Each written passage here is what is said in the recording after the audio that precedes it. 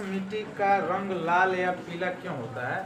तो उसमें चूंकि आयरन के ऑक्साइड ज़्यादा पाया जाता है, लोहे के ऑक्साइड की मात्रा ज़्यादा पाए जाने के कारण इस मिट्टी का रंग लाल और पीला होता है। यह मिट्टी मुख्य रूप से कहाँ पर होती है? तो दक्कन के पठार का जो पूर्वी क्षेत्र है, जहाँ पर कम वर्षा होता है, यानी छायावृष्टि वाला क्षेत्र है। छायावृष्टि वाला क्षेत्र का मतलब जो दक्षिणी पश्चिमी मानसून होती है, वह दक्षिणी पश्चिमी मानसून इस पर नहीं आता है, इस पर उसका वर्षा नहीं होता है, तो इसमें वर्षा कम होता है, जिसके कारण यह मिट्टियाँ जो है, क्योंकि इसमें आयरन के ऑक्साइड पाए जाते हैं, आयरन के ऑक्साइड पाए जाने के कारण यह मिट्टी लाल और पीली होती है। और यह मिट्टी उस स्थान पर पाई जाती है जहाँ पर आग्नेय चट्टानें पाई जाती हैं।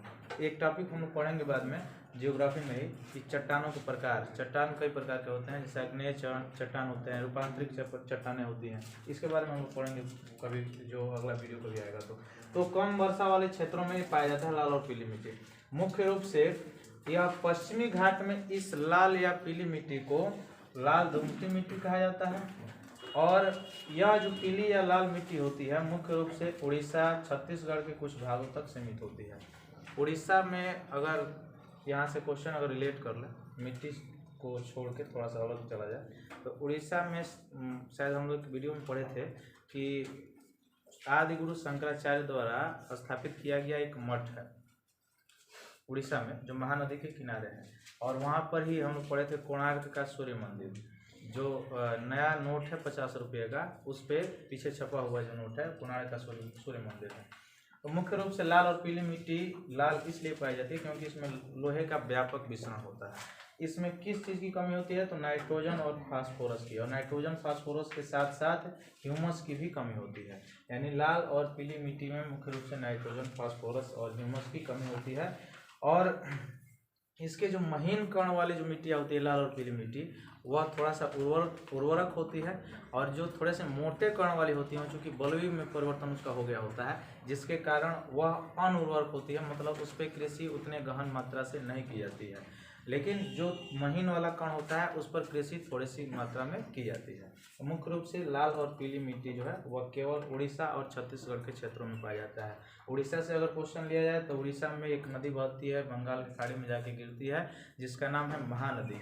और उसी महानदी के किनारे पर एक झील पाया जाता है जो खारे पानी का झील है, जिसका नाम है चिल्का झील। ठीक है, लेकिन खारे पानी का सबसे बड़ा झील अगर पूछा जाए तो खारे पानी का सबसे बड़ा झील सांभर झील राजस्थान में है। उसको आगे हम लोग पढ़ेंगे क्यों वह उसमें नमक की मात्रा ज़्यादा पाई जाती है, क्योंकि वह उसमें लवणी मिट्टी होती है, और लवण की जो मिट्टी होती है, साल्ट की जो मिट्टी होती है, उसमें जब जल इकट्ठा होता है तो वह वाटर से रिएक्शन करके सीधे लवण या नमक का निर्माण करता है। उस पर जब सूर्य का प्रकाश पड़ता है तो वहाँ से जो उसमें पानी होता है वाष्प बन के उड़ जाता है और नमक बच जाता है। तो सबसे ज़्यादा नमक का जो निर्माण होता है वो राजस्थान में जो सांभर झील है वहाँ से होता है। हालांकि कच्छ के रण से भी होता है, जो गुजरात में पड़ता है कच्छ का रण, वहाँ से भी सबसे ज़्यादा नमक का उत्पादन होता है। लेकिन सर्वाधिक मात्रा में झील से पूछा जाए किस झील से उत्पादन होता है, तो सांभर झील राजस्थान से।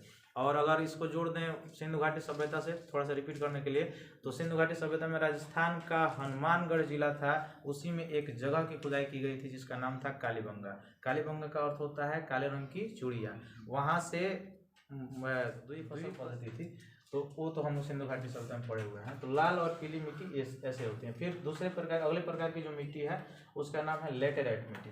चूँकि लेटेराइट जो है एक लैटिन शब्द है, लैटिन भाषा का एक शब्द है, जिसका मतलब होता है, लैटिन शब्द में इस लेटेराइट का मतलब होता है लेटर। लेटर का मतलब ईंट, यानी ऐसी मिट्टी जिससे मुख्य रूप से ईंटों का उत्पादन हो या ईंट बनाने में जिसका सर्वाधिक मात्रा में प्रयोग किया जाता हो, उसे लेटेराइट मिट्टी कहते हैं। यह लेटेराइट मिट्टी, इसका निर्माण कैसे होता है? तो चूँकि उच्च तापमान और भारी वर्षा जहाँ होता है उसी क्षेत्र में यह मिट्टी पाई जाती है जहाँ पर इसका विकसित रूप होता है।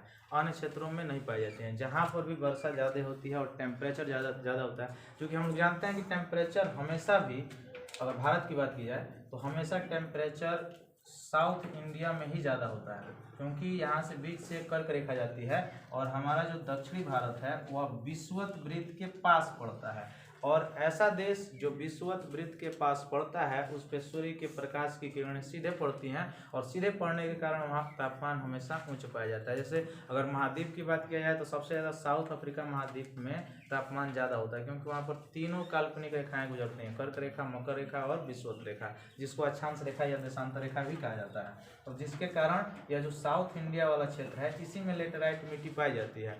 क्योंकि टेम्परेचर ज़्यादा होगा, वहाँ जहाँ टेम्परेचर ज़्यादा होगा और जहाँ वर्षा ज़्यादा होगा वहीं पर सर्वाधिक मात्रा में लेटेराइट मिट्टी पाई जाएंगी, अन्य जगहों पे नहीं पाई जाएगी। वर्षा के साथ इसमें जो चूना होता है उस चूने का तो बहाव हो जाता है। चूने और सिलिकॉन, जो इस लेटेराइट मिट्टी में पाया जाने वाला जो चूना होता है या सिलिकॉन होता है, इन तत्वों का बहाव हो जाता है। जैसे वर्षा का जब वर्षा होता है तो अब जहाँ पे जिस स्तर पर गिरता है वहाँ पे अपर्दन की क्रिया होती है। अपर्दन मतलब मिट्टी को काटने का कार्य करता है। तो मिट्टी को काटने के बाद अगर ज़्यादा मात्रा में वर्षा हो रही है तो अपने साथ मिट्टी को बहा के भी लेके जाएगा। तो बहा के लेके जाएगा तो इसका मतलब मिट्टी का निक्षेपण करेगा। और निक्षेपित रूप में लेटेराइट मिट्टी से पूछा जाता है कि निक्षेपित रूप में कौन कौन से तत्व चले जाते हैं, तो कैल्शियम और सिलिकॉन चले जाता है। मतलब चूना और सिलिकॉन इसके निक्षेपण के साथ बच जाते हैं। जो बचता है वो लोहे का ऑक्साइड बचता है और एल्युमिनियम के यौगिक शेष रूप में बचते हैं, जिसके कारण लेटेराइट मिट्टी भी लाल रंग की दिखाई देती है या भूरी रंग की दिखाई देती है। लेटेराइट का जो कलर होता है भूरा रंग का होता है, इसके कारण लोहे के ऑक्साइड के कारण, क्योंकि इसका जो चूना पत्थर और जो सिलिकॉन होता है ज़्यादा वर्षा होने के कारण उनका निक्षेपण हो जाता है। मतलब वह वर्षा का जो पानी होता है वो अपने साथ लेके मिट्टी के साथ कैल्शियम और सिलिकॉन तत्वों को बहा ले जाता है। तो शेष रूप में केवल लोहे का ऑक्साइड और एल्युमिनियम बचता है। चूँकि इसमें ह्यूमस जब निक्षेपण होता है तो मिट्टियों को बहा के वो लेके जाता है पानी, तो इसके ह्यूमस को भी अपने साथ बहा के लेके चला जाता है, जिसके कारण इसके ह्यूमस नष्ट हो जाता है। और जब ह्यूमस नष्ट हो जाता है इसका मतलब ये हुआ कि यह कृषि के लिए सबसे ज़्यादा उपयोगी मिट्टी नहीं है। क्योंकि जिस मिट्टी में ह्यूमस ज़्यादा रहते हैं, जैव उर्वरक ज़्यादा होते हैं, वह मिट्टी कृषि के लिए सबसे ज़्यादा उपयुक्त होती है, लेकिन इसका जो ह्यूमस होता है वो नष्ट हो जाता है। यही कारण है इस मिट्टी का सर्वाधिक उपयोग ईंटों के निर्माण में किया जाता है। ईंट जो बनाया जाता है सबसे ज़्यादा इसका निर्माण उसमें किया जाता है। इस मिट्टी में नाइट्रोजन, फास्फेट और कैल्शियम की कमी होती है। यानी तत्वों की बात किया जाए कि किन किन तत्वों की कमी होती है लेटेराइट मिट्टी में, तो नाइट्रोजन तत्व की कमी होती है, फास्फेट की कमी होती है और कैल्शियम की कमी होती है। मुख्य रूप से लेटेराइट मिट्टी पर एक ही फसल सर्वाधिक मात्रा में बोई जाती है, जिसका नाम है काजू। काजू की कृषि जो होती है वो भारत में तमिलनाडु, आंध्र प्रदेश और केरल में सर्वाधिक मात्रा में की जाती है। और उसमें से भी अगर पूछा जाए कि अगर ऑप्शन में तमिलनाडु, आंध्र प्रदेश ना हो तो केरल वाला सही होगा, क्योंकि सर्वाधिक मात्रा में काजू की खेती जो होती है वो केरल में होती है। और किस मिट्टी पे होती है, तो लेटेराइट मिट्टी पे होती है। तो लेटेराइट मिट्टी सर्वाधिक इसका यूज जो होता है वह मकान का जो ईंट होता है उसको बनाने में किया जाता है। और किन किन राज्यों में इसका ज़्यादा उपयोग होता है मकान की ईंट बनाने में, तो साउथ इंडिया के जितने भी राज्य हैं उसमें, जैसे कर्नाटका हो गया। कर्नाटक का पूर्व नाम जो है अगर इतिहास से लिया जाए तो कर्नाटक का पूर्व नाम मैसूर था, जहाँ पर टीपू सुल्तान वगैरह श्रीरंगपट्टनम की संधि वगैरह हुई थी। फिर केरला है जहाँ पर 1498 में कालीकट पे पहुँचा था वास्को डी गामा। फिर तमिलनाडु का क्षेत्र है। तमिलनाडु के क्षेत्र में ही रामेश्वरम पड़ता है, जहाँ से श्री राम सेतु बांधा गया था वहाँ के लिए, श्रीलंका के लिए। इसमें तमिल भाषा के लोग ज़्यादा रहते हैं और यही तमिल भाषा के लोग श्रीलंका में भी ज़्यादा रहते हैं, जो कि यही तमिल वासियों में राजीव गांधी जो गए थे साउथ इंडिया में प्रचार प्रसार करने के लिए, तो उनको उड़ा दिया सब। उसका बहुत बड़ा मामला है, एक दिन हम लोग उस पर विस्तृत चर्चा करेंगे। तो मध्य प्रदेश, उड़ीसा और असम क्षेत्र में, यानी कर्नाटक, केरल, तमिलनाडु, मध्य प्रदेश, उड़ीसा और असम राज्य में इस मिट्टी का सबसे ज़्यादा यूज मकान के ईंटों को बनाने में किया जाता है। लेकिन केरला, तमिलनाडु, आंध्र प्रदेश क्षेत्र में काजू की खेती सर्वाधिक मात्रा में लेटेराइट मिट्टी से होती है। यानी लेटेराइट मिट्टी का जो उपयोग है अगर केरला में देखा जाए, यानी फसल में देखा जाए कि फसल में किस फसल के लिए उपयोगी है लेटेराइट मिट्टी, तो मुख्य रूप से काजू की कृषि के लिए सर्वाधिक उपयोगी होती है।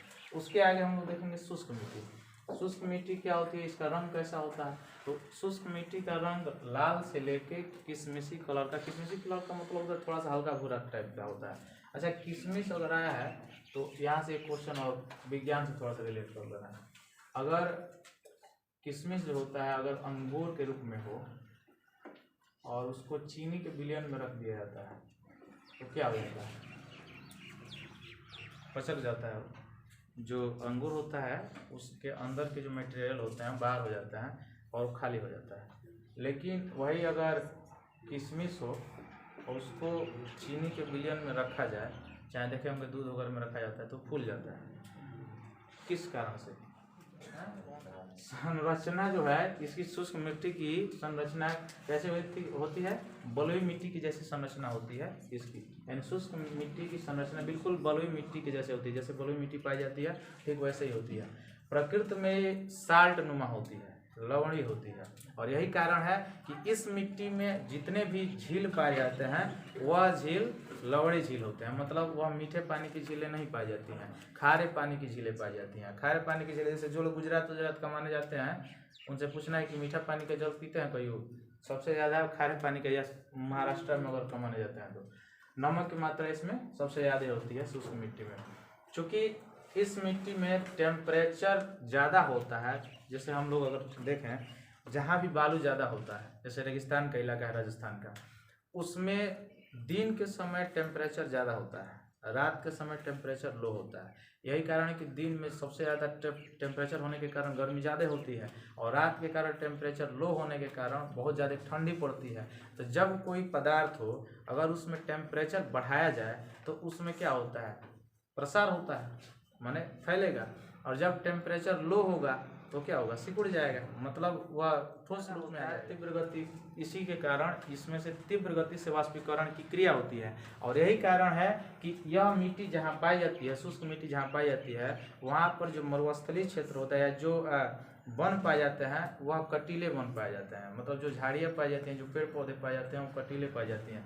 मतलब उनके पत्तियों में खुला रंध्र नहीं होता है, खुला स्टोमेटा नहीं होता है, बंद स्टोमेटा होता है। क्योंकि अगर खुला स्टोमेटा वहाँ पे पाया जाएगा तो चूँकि टेम्परेचर ज़्यादा होता है, टेम्परेचर ज़्यादा होने के कारण वाष्पीकरण की क्रिया तेज होती है, और वाष्पीकरण की क्रिया अगर तेज होगी तो पेड़ पौधे में उपस्थित जो वाटर होगा, जो जल होगा, वो वाष्प बन के सीधे वायुमंडल में उड़ जाएगा, तो वो पेड़ पौधे जीवित रह नहीं पाएंगे। यही कारण उनके पत्तियां जो होती हैं वो कटीली होती हैं, क्योंकि कटीली होने के कारण उनका पत्तियों के अंदर का जो स्टोमेटा का जो रंध्र होता है वो बंद होता है, और बंद होने के कारण वाष्पीकरण की घटना नहीं होती है, और वाष्पीकरण की घटना न होने के कारण वह पेड़ पौधे जो है सुरक्षित रहते हैं।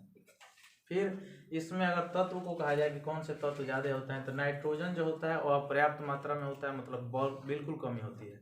नाइट्रोजन का एकदम पूरा कमी होता है, और फास्फेट सामान्य मात्रा में पाया जाता है, ये नहीं कि उभर पाया जाता है। यही कारण है कि इस शुष्क मृदा वाला जहाँ क्षेत्र है वहाँ पर कृषि बहुत ज़्यादा अच्छी तरह से नहीं होती है, या होती भी नहीं है। ठीक है, ह्यूमस की बिल्कुल कमी पाई जाती है, नमी की भी कमी होती है। तो जहाँ ना ह्यूमस होगा ना नमी होगा तो फिर कृषि हो सकता है? फिर कृषि हो ही नहीं सकता है, क्योंकि कृषि के लिए नमी चाहिए। नमी के बावजूद वहाँ पे ह्यूमस की मात्रा चाहिए, जिससे उर्वरता शक्ति उसमें बढ़ा रहे, और उर्वरता शक्ति बढ़ा रहेगा तो सीधे फसलें अच्छी होंगी, और यहाँ पे नहीं पाया जाता है। यह मुख्य रूप से यह मिट्टी कहाँ पाई जाती है? तो जो मैं सबसे ज़्यादा राजस्थान, पश्चिमी राजस्थान जो है वहाँ पे पाई जाती है, पश्चिमी राजस्थान के क्षेत्रों में पाई जाती है। और पश्चिमी राजस्थान का जो क्षेत्र है और पाकिस्तान तक जो गया हुआ क्षेत्र है, उसी क्षेत्र को मरुस्थलीय क्षेत्र कहा जाता है, जो थार मरुस्थल के नाम से जाना जाता है। तो ये था मिट्टी, शुष्क मिट्टी। आगे हम लोग पढ़ेंगे लवड़ी मिट्टी और पीटी मिट्टी। यह वीडियो सभी कॉम्पिटिटिव एग्जाम्स के लिए है, इसलिए आप ज़्यादा से ज़्यादा इस वीडियो को शेयर करें। वीडियो जो है इसमें डाले जाएंगे बहुत सारे क्वेश्चन वीडियो, तो आप ज़्यादा से ज़्यादा चैनल को सब्सक्राइब करें। बहुत बहुत